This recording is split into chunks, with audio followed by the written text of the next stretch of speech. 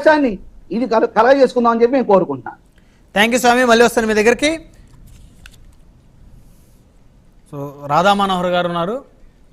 Right, వారి line cut అయినట్టుంది. Right, phone లైన్లో అందుబాటులోకి వచ్చారు రాధా మనోహర్ దాస్ గారు, హిందూ ధర్మ ప్రచారకులు. రాధా మనోహర్ దాస్ గారు, good evening sir. Hare Krishna sir, Tirumala శ్రీవారి క్షేత్రం మీద ఉద్యోగం చేసేటువంటి ఉద్యోగులైనా, పరిపాలకులైనా, బోర్డు మెంబర్లైనా, చైర్మన్లైనా ఏ విధమైనటువంటి క్వాలిఫికేషన్ ఉన్నటువంటి వ్యక్తుల్ని నియమిస్తే ఈ విధమైనటువంటి అపచారాలు జరగకుండా ఉంటాయి స్వామి? నమో వెంకటేశ. చాలా మంచి ప్రశ్న అండి. ఇప్పటిదాకా అక్కడ మాట్లాడిన పూజ్య ఓం నమ శివాయ శివస్వామీజీ గారు, అలాగే ఈ స్వామీజీ వారికి మా నమస్సులు. అలాగే మీ ప్రశ్న చాలా విలువైందండి. మనకి తెలుసు, డ్రైవింగ్ వచ్చిన వాడికే సీట్ ఇవ్వాలి, వాడు బంధువో స్నేహితుడో అయితే ఆ సీట్ ఇవ్వం కదా. అలాగే భక్తి ఉన్నవాడికే అక్కడ పాలక మండలి అనే పేరు కాకుండా ధర్మకర్తల మండలి అనే పేరుతో అక్కడ పనిచేయాలి, సేవ చేయాలి. అలాగే టిటిడి అడ్మినిస్ట్రేటివ్ బిల్డింగ్ లో రాసి ఉంటుంది, మరి ఇప్పుడు ఉంచారో కొట్టారో తెలియదు గోడ మీద. టిటిడిలో ఉద్యోగం అంటే అది పదవి కాదు, సేవ అని రాసి ఉంటుంది అక్కడ అడ్మినిస్ట్రేటివ్ బిల్డింగ్ లో. కాబట్టి టీటీడీలో ఏ సేవ అయినా సరే దానికి తగిన అర్హత ఏమిటిది? స్వామివారికి సేవ చెయ్యాలి అనే భావన కలిగిన వారికి స్వామివారి యొక్క క్షేత్రాన్ని, స్వామివారి భక్తుల్ని, స్వామివారి సాహిత్యాన్ని, స్వామివారి యొక్క కట్టడాలని, ఆస్తుల్ని సేవ్ చేయాలనుకునేవారు అందులో ఉండాలి. సేవ చేయాలి అనుకునేవారు మరియు స్వామివారి యొక్క వస్తు వాహన తత్సంబంధితమైనవన్నీ కూడా సేవ్ చేయాలనుకునే వాళ్ళు ఉండాలి. అంతేగాని 200 రూపాయల టికెట్ 2000 చేసే అనేటువంటి షేవ్ చేసే బ్యాచ్ ఉండకూడదు. మనం అన్నమయ్య పాటల్లో వింటాం, సేవలు కొని కాచే విభుడితడు అంటాడు అన్నమయ్య. కాబట్టి మనం ఆయనకి సేవ చేయాలి. కింకరోతి కింకరహ.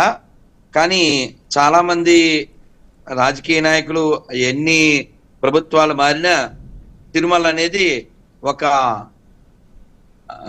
తేనె తుట్టెలాగా వాడుకోవడానికి మాత్రమే ఉంటున్నారు తప్ప స్వామివారి యొక్క విభవాన్ని ప్రచారం చేసి ఎన్ని మంచి పనులు చేయొచ్చో, ఎన్ని దేవాలయాల్లో ధర్మ ప్రచారం చేయంతరంగా చేస్తున్నారు. కాబట్టి ఇప్పటికైనా కొత్త బోర్డు మెంబర్స్, చైర్మన్ ఎవరిని వేస్తారో అది వాళ్ళ ఇష్టం. కానీ మీ వాయిస్ స్వీట్ లో పడింది స్వామి.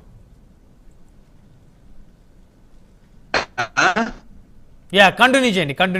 ఏమంటే వినపడుతుందా? వినిపిస్తుంది సార్, చెప్పండి. స్వామివారి సొమ్ము తిన్నవాడు కుక్కే పడతాడు.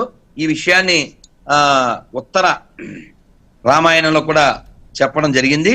ఇది తిరుమల మరియు మిగిలినటువంటి అన్ని దేవాదాయ శాఖ టెంపుల్స్ లోను ప్రతి చోట రాసి పెట్టాలి సార్. ఒక్క మాట మీ మాటకు అడ్డొస్తున్నాను రాధా మనోహర్ దాస్ గారు. ఇప్పుడు మీరు అన్నారు ఒక వ్యాలిడ్ పాయింట్, ఈ 2 రాష్ట్రాల్లో మన ఛానల్ చూసేటువంటి ప్రతి ఒక్కరు కూడా తెలుసుకోవాల్సిన అంశం, స్వామివారి సొమ్ము తిన్నవాడు కుక్కై పుడతాడని చెప్పారు.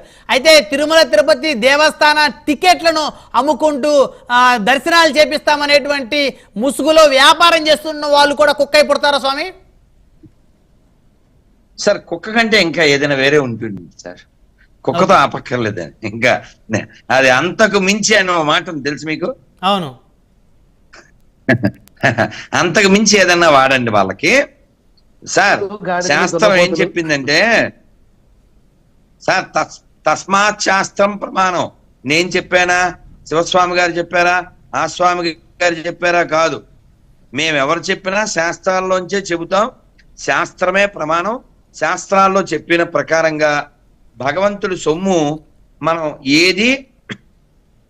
ఏది తీసుకోకూడదు. రామాయణంలో చెప్పారు, స్వామివారి దీపం యొక్క ఒత్తిని పైకి తోసి ఆ చేతికి అంటుకున్న నూనె నెత్తిని రాసుకున్నందుకు వాడు కుక్కై పుట్టాడు. మరి ఇక్కడ స్వామివారి సొమ్ముని ఏ లెవెల్లో స్వాహా చేస్తున్నారో మనకు తెలుసు. కాబట్టి అంటే ఇది ఒకటే కాదండి, ఇందాక స్వామీజీ చెప్పినటువంటి మాట ఎప్పటి నుంచో చెబుతున్నట్టు అందరం మేమంతా చెప్తున్నాం. ఖచ్చితంగా టీటీడీలో హిందువులు మాత్రమే ఉండాలి. దీనికోసం ఎల్వి సుబ్రహ్మణ్యం గారు మేము ఒక్కసారి మీ ఇళ్ళకు వస్తాము, మిమ్మల్ని చూస్తాము, హిందువులా కాదా అని అన్నారండి.